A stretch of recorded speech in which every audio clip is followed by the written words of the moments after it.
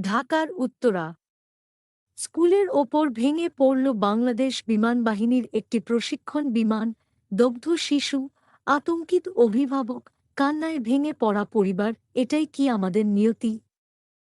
সুইডেনে ২০০৭ সালে একটি যুদ্ধবিমান মুরগির খামারের ওপর দিয়ে নিচু দিয়ে উড়ে যায়। কিছু মুরগি আচরণ বদলায়, খামারি মামলা করেন, বিমানবাহিনী ক্ষমা চায়, ক্ষতিপূরণ দেয়। আর বাংলাদেশে মানুষ মরলেও কেউ দায় স্বীকার করে না, ক্ষমা তো দূরের কথা, প্রশ্ন করাটাই যেন অপরাধ। আমরা মানুষ, মুরগি না, তবু প্রাণের কোনো মূল্য নেই এই সমাজে, এই রাষ্ট্রে। এই মৃত্যুর দায় কে নিবে এবং কারা নিবে? কেউ কি কখনো ক্ষমা চাইবে? এই ঘটনার জন্য কে দায়ী বলে মনে করেন? আপনার শিশু যদি এমন ঝুঁকির মুখে পড়ত, আপনি কি করতেন? যেখানে একটি দেশ মুরগির জন্য বিচার করে আর আরেক দেশে মানুষ মারা গেলেও কেউ দায় নেয় না, সেখানে আমরা কোথায় দাঁড়িয়ে আছি?